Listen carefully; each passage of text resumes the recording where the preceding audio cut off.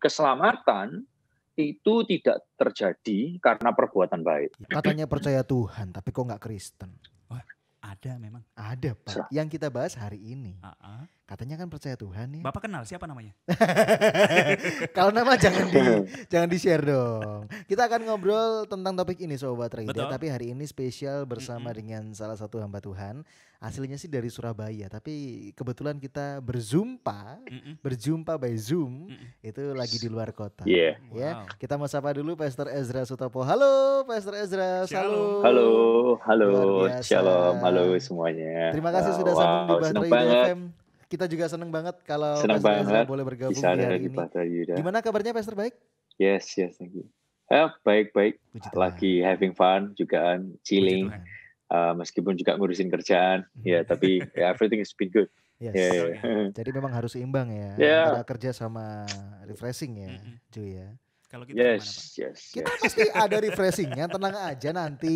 Nggak perlu keluar kota, dalam rumah aja udah happy.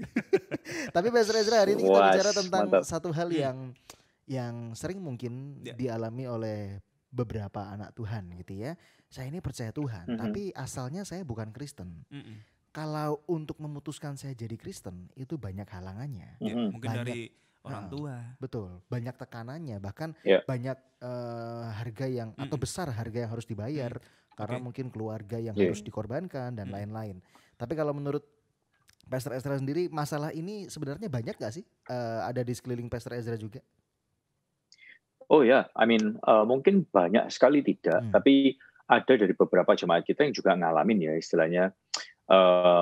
Mereka ngalamin Yesus secara pribadi, mereka kenal Yesus secara pribadi, tapi keluarganya dari agama yang berbeda, dan mereka diancam sampai Alkitab ada yang dilempar ke got, disobek-sobek, diancam rambutnya digunting, mau di lehernya mau ditusuk sama gunting, ada yang juga dikeluarkan dari keluarga. Beberapa dari jemaat kita ngalamin seperti itu, dan things like that still happen in nowadays kayak gitu ya.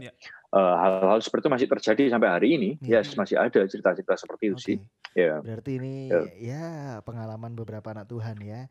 Kalau nggak kuat imannya, waduh bisa menyerah, bisa yang namanya kalah gitu ya. Tapi masuk ke pertanyaan utama nih. Jonathan punya pertanyaan pamungkas. Apa nih Jo? Jadi gini Pastor, kalau misalnya ada satu case ya, saya terima Yesus nih sebagai Tuhan dan Juru Selamat.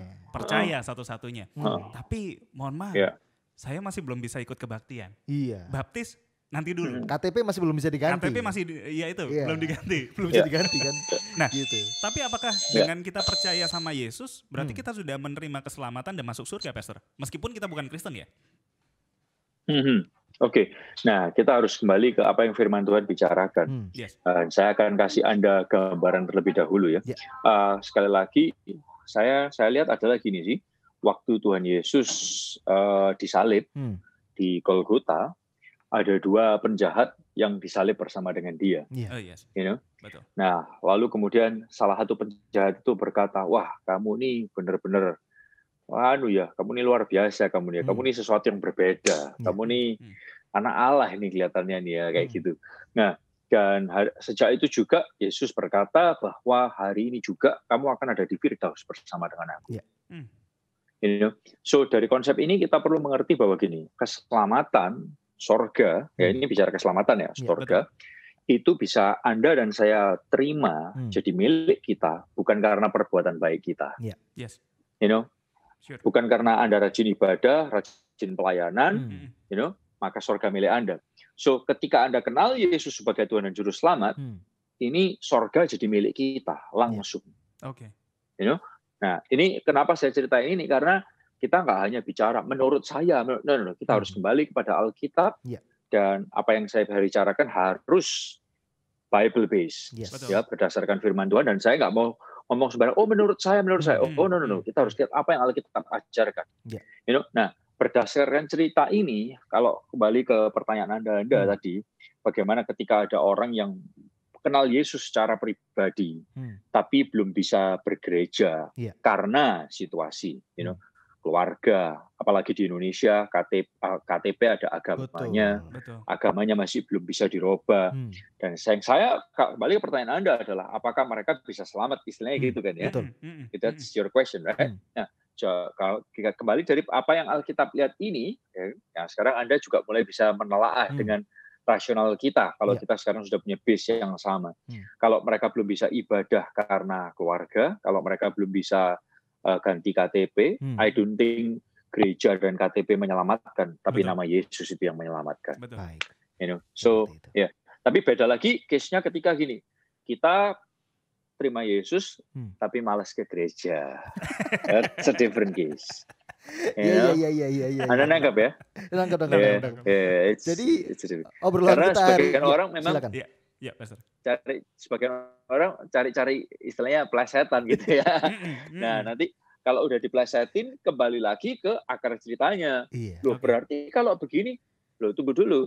Konteksnya seperti apa? So we really have to see the context. Kira-kira seperti apa? Kira-kira seperti itu sih. Jangan sampai juga begini ya Sobat Wateri. Oke, saya masih menganut kepercayaan yang lama. Kalau saya terima Yesus, kan saya selamat. Ya nanti dulu deh. Iya. Itu jaga juga ya. Iya, betul. Disambi gitu maksudnya ya. Makanya. Ya udah deh, kepercayaan yang lama tetap saya jalankan, tapi saya percaya Tuhan gitu ya. Tapi nantilah yang ini dulu aja gitu ya. Wow, ini penjelasan yang jelas. Silakan Pastor. Well, I think kalau ada di antara Anda pun yang dalam kondisi seperti itu, I think ikut Tuhan itu gini ya, ikut Tuhan itu proses. Yang saya lihat adalah proses. Tidak semua orang memang bisa langsung dalam sebuah frame kotak. Kita seringkali kita membuat seperti frame kotak. Ini frame ini adalah frame Kristen. If you are in the frame, then you are safe. If you are outside the frame, you are not safe. Ya, dalam frame.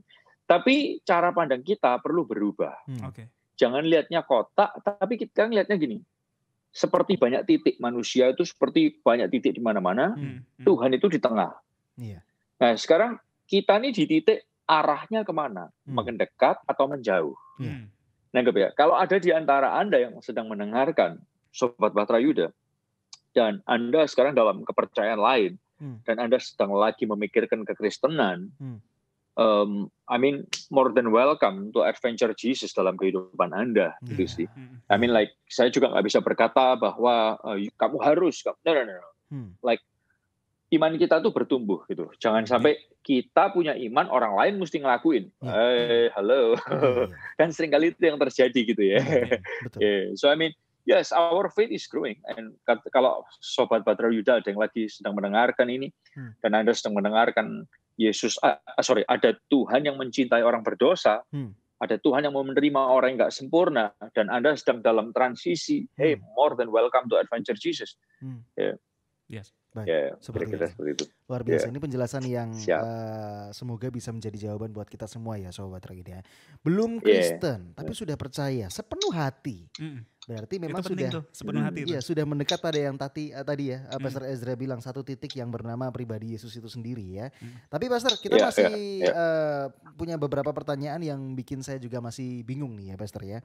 Gimana soal buah? Kan katanya kalau sudah percaya menghasilkan buah gitu ya. Buah dari pertobatan, buah dari sikap percaya itu sendiri. Tapi bagaimana kalau statusnya ya yang kita bahas hari ini nggak percaya atau belum Kristen, percaya penuh tapi belum Kristen. Nah buahnya kan nggak bisa kelihatan, Pastor, karena kan masih tertutup pada, mohon maaf ya, identitas yang lama.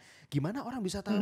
Oh iya ya, ada Yesus dalam pribadinya, tapi dianya sendiri nggak mengaku dan nggak bisa mengaku kalau dia Kristen. Kalau seperti itu gimana, Pastor?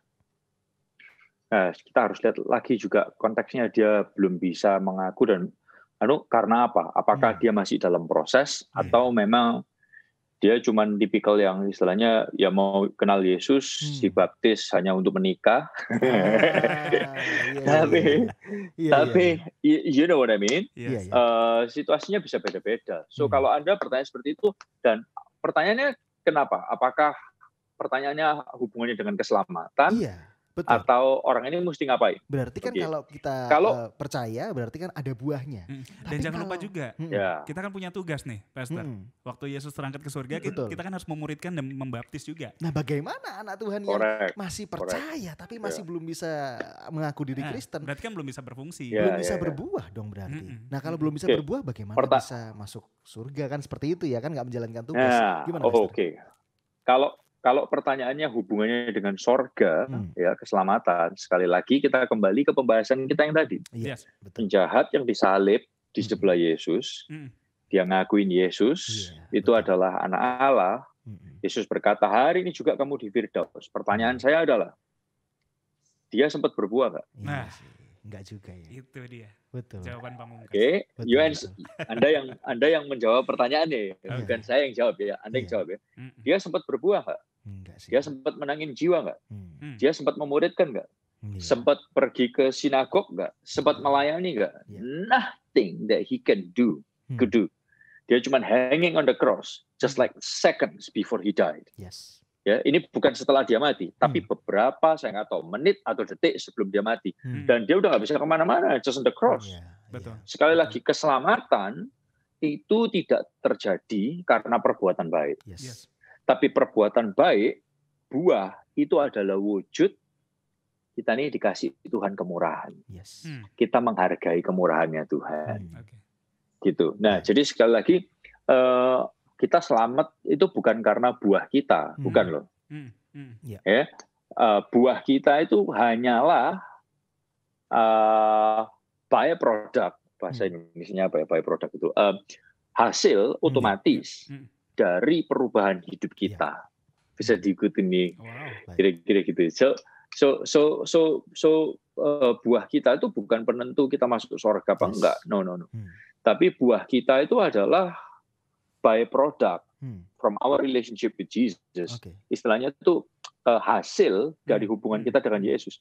I mean, buat saya secara pribadi, saya ke gereja terus dari kecil. Saya melayani, tapi jujur saya nggak punya hati untuk melayani waktu itu. Karena terpaksa. Saya masuk sekolah Alkitab pun, same thing. Buat saya adalah I had no option. Tapi ketika saya punya relationship dengan Yesus, saya mulai punya cinta sama Yesus. Saya mulai punya kasih sayang terhadap sesama. Pelayanan bukan paksaan buat saya, tapi pelayanan itu something that I look forward. Sesuatu yang saya kejar, sesuatu yang saya passionate. Why? Because I love Jesus and I love people. You know. So, tapi sekali lagi itu pun tidak menentukan saya masuk surga apa tidak. It's not my ministry. Ya, kira-kira seperti itu. Berarti kalau jawabannya atau pertanyaannya digeser sedikit, Pastor. Percaya Tuhan sepenuh hati, belum bisa Kristen, tapi masalahnya itu ya, tetap bisa berbuah dong ya. Kalau kita nggak ngomongin soal keselamatan ya, tapi tetap bisa berbuah, betul ya, Pastor ya? Yes, sangat pasti bisa banget. Karena apalagi sekarang ya, ibadah bisa macam-macam bentuknya, online juga bisa. Pergilah ke gereja yang memang didesain mereka bikin gereja online. Bukan hanya putting a show online, tapi making a church online, gereja online. I think bukan promosi, bukan gimana. Kita Alpha Omega Church pun kita bukan cuman kayak ini loh, gue punya kebaktian karena no. We try to build church online. Kita mencoba membangun gereja online, di mana Anda bisa terlibat melayani meskipun jarak jauh. Anda bisa ikut komsel jarak jauh, more than welcome banget. Tapi sekali lagi, kalau toh Anda tidak memungkinkan for whatever reason that is, mungkin saya nggak tahu, Anda mungkin nggak punya pulsa, Anda nggak punya gadget, Anda kalau pergi ke ibadah itu orang tua atau keluarga maki-maki Anda. I mean, yang tahu situasinya Anda, yang tahu kondisi hati Anda sejujurnya adalah Anda sendiri. Tapi sekali lagi, your relationship with Jesus is the most important one. Hubungan Anda dengan Yesus itu yang sangat penting. Ada beberapa orang yang meskipun keluarganya jahatin mereka tetap paksain ke gereja, melayani, jadi koordinator, berantem di rumah. Mereka merasa I can handle it. Tapi beberapa yang lain lagi itu mungkin adalah hal yang mereka nggak bisa lakuin. Mustahil. Jangan dipaksa. Izinkan saya berkata juga buat Anda yang dalam kondisi keluarga seperti itu, keluarga Anda adalah beban Anda. Dan saya sedang juga memikirkan sebetulnya, sorry ya kalau ini jadi agak panjang jawabnya. Silakan. Buat Anda yang dalam kondisi seperti itu, saya juga sedang memikirkan akan hal itu hari-hari ini. Khususnya buat pasangan dan juga mungkin anak orang tua atau orang tua anak yang dalam satu keluarga tapi nggak dalam satu iman. Izinkan saya berkata, Anda yang harus main cantik. Anda yang tahu situasinya kapan tarik, kapan ulur.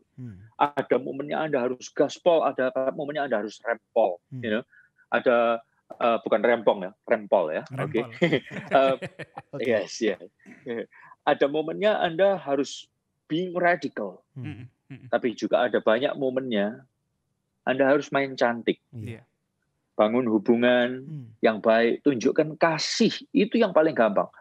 Istilahnya gini, kalau bisa, sebisa mungkin hindari argumen, tapi tunjukkan tindakan kasih sebaik mungkin kepada banyak orang. Sampai orang berkata, wow, orang ini gua kerjain terus tapi dia baik terus ya. Bukan karena dia goblok, bukan karena dia bego, bukan karena dia cupu. No. Dia bisa balas gua, tapi dia berusaha menunjukkan kindness. Dan dari situ orang akan melihat kasih Kristus di dalam kita. Luar biasa. Dan disitulah buahnya gitu ya. Betul. Kan orang-orang lain bisa ngerti nih, apalagi orang tua mungkin yang nggak terima kita jadi Kristen gitu ya. Dengan perubahan hidup yang kita lakukan, dengan balasan kasih itu tadi, sudah ditekan tapi masih membalas dengan kasih. Orang tua ini bisa berubah banget, kenapa ya? Akhirnya penerimaan itu bisa memungkinkan terjadi. Seperti itu ya, Pastor ya? Yes. Jadi jangan hanya dipaksa di argumen saja. Betul. Kadang jangan cuma dipaksa masalah Yosua pegang apa nggak pegang. Waduh, itu setan. Let's be wiser than that, gitu loh. Ketika Anda pegang Yosua, Anda tidak menghilangkan Yesus.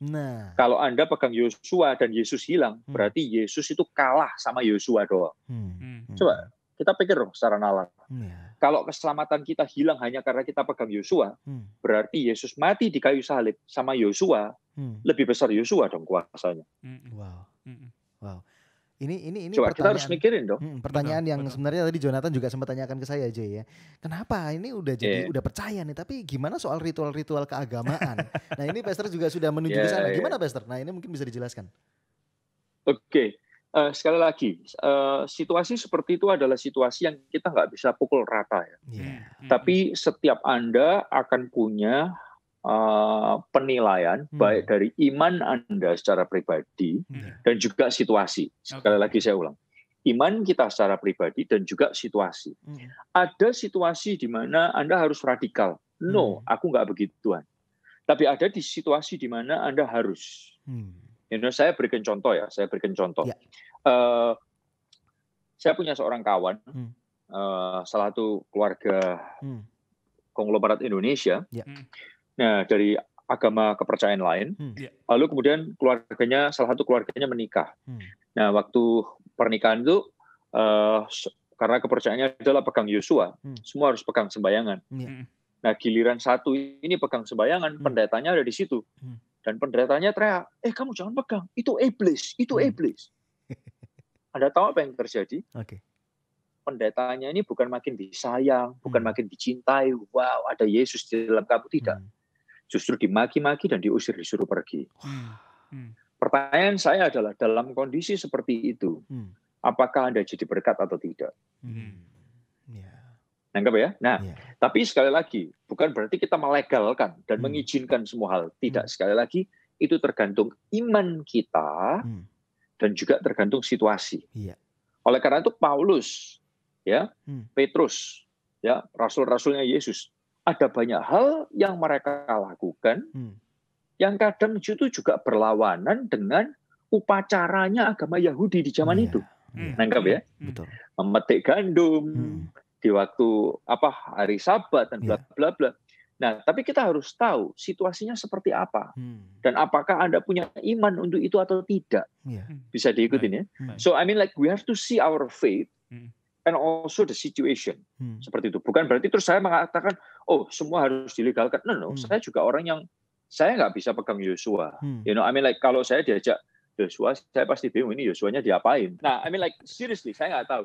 Dan mungkin orang kalau dalam situasi saya, mungkin orang akan langsung respect saya karena mereka tahu saya pendeta. Kind of thing. They're not gonna force me. Tapi kalau itu adalah Anda, beda-beda.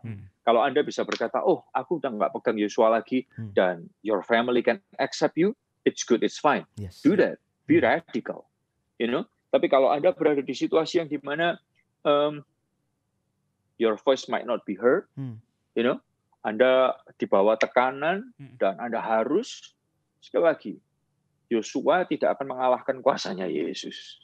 Ya, amin. Itu cara berpikir yang salah banget. Kalau berkata, kalau kita pegang Yosua nanti kita nggak selamat, keselamatan kita hilang. Lalu tunggu dulu.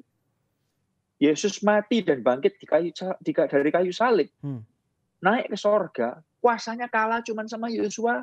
Coba, halo. Kita harus berpikir. Oleh karena itu saya kepingin bicara dari awal, saya bicara Bible based principle. It's not my logic. It's Bible based principle. Bisa diikutin ya, kira-kira seperti itu. Baik, luar biasa. Ini jawaban yang sudah dikasih kisi-kisi, bukan kisi-kisinya, udah dikasih warningnya dari awal. Ketika topik ini saya berikan ke Pastor Ezra ya. Jawaban saya siap ya untuk dengerin ya. Oh iya Pastor, saya siap untuk dengerin. Dan kita sudah dengarkan. Kita sudah dengarkan ya. Semoga Anda bisa memahaminya juga setiap Sobat Rida ya. Dan buat Anda yang sedang struggle akan hal ini gitu ya. Saya pengen percaya Tuhan sepenuh hati, tapi sorry banget saya gak bisa melakukan hal-hal yang seperti orang Kristen lakukan atau bahkan saya jadi Kristen karena banyak sekali tekanan. Ya itu tergantung situasi. Dan tadi Pastor Ezra juga sudah iman. Ya, iman dan situasi ya. Kalau memang memungkinkan silakan. Kalau memang tidak, tetap tunjukkan prinsipnya adalah kasih. Jangan berargumen karena jahat atau mungkin karena saya pengen menang nih ya. Situ salah, situ setan. Saya pengen menang gitu ya. Waduh. Tapi tetap harus utamakan kasih. Seperti itu ya Pastor Ezra ya. Yes. Luar biasa. Mungkin Jonathan punya kegalauan, cukup? Enggak usah. Kita sampai di kesimpulan nih, Pastor Ezra. Mungkin ada yang baru dengerin sebuah Rida atau mungkin baru lihat YouTube. Gak kerasa ini 20 menit, Abi. Iya. Jadi kalau Anda dengerin, kalau Anda dengerin di radio sekarang, misalnya masih kurang gitu ya, atau misalnya penjelasannya masih kelewat gitu ya, nonton di YouTube kami. Betul. Di Bahtera Yuda FM. Itu juga sudah ada videonya Jonathan dan Pastor Ezra ya. Betul ya. Kesimpulan Pastor Ezra tentang topik hari ini. Percaya Tuhan, tapi saya belum bisa beragama Kristen. Masuk surga atau enggak? Silakan. Ya. Kalau Anda tanyanya masuk surga apa enggak? Sekali lagi, sebetulnya surga itu yang memutuskan adalah Tuhan masuk surga apa enggak. Dan sebetulnya ada pertanyaan yang I think you want to ask. Anda mau tanya, mungkin belum sempat ditanyain adalah gini. Kalau Anda enggak percaya Yesus, apakah orang-orang itu masuk surga?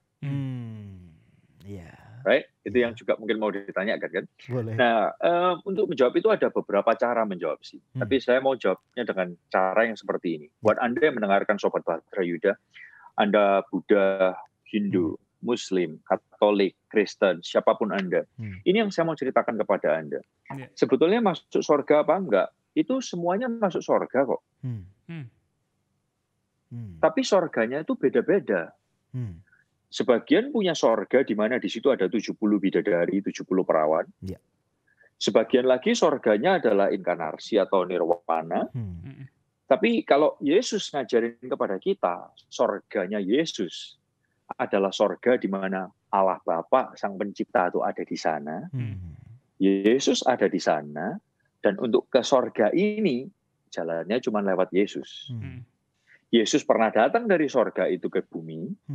Dan dia balik lagi ke sana, berarti kalau dia udah pernah ke sana dan turun ke sini dan balik lagi, berarti dia tahu jalannya. Are you with me? Yes. Kalau yang lain ngomong sorga yang lain, pernah nggak mereka turun dari sorga ke bumi dan balik lagi? Kalau mereka pernah, it's good, dan kalau mereka tahu jalannya, ahead. Tapi kalau Anda nggak yakin, Anda bisa coba ikutin Yesus ini, karena Yesus ini untuk Anda masuk ke sorga yang dimana Allah Bapa ada di sana, Yesus ada di sana, dan dengarkan saya yang berikutnya, ada tempat buat Anda di sana. Ada mahkota tersedia buat Anda di sana. Kalau Anda mau masuk ke sorga ini, caranya adalah gini, Anda kenal Yesus sebagai Tuhan dan Juru Selamat, maka sorga ini jadi milikmu. Sorga di mana Allah Bapa ada di sana, ada Yesus dan ada tempat buat Anda. So kalau Anda sekali lagi tanya pada saya, kalau nggak kenal Yesus, apakah masuk surga? Yes, of course. Karena yang lain-lain punya surganya sendiri-sendiri, cuman saya nggak tahu surganya di mana. Saya nggak tahu yang bilang ada surga itu beneran ada dan pernah dari sana apa enggak. Tapi kalau Yesus dia berkata, hey aku dari sana, gue datang ke bumi dan gue balik lagi. Dan one day gue akan datang jemput lu.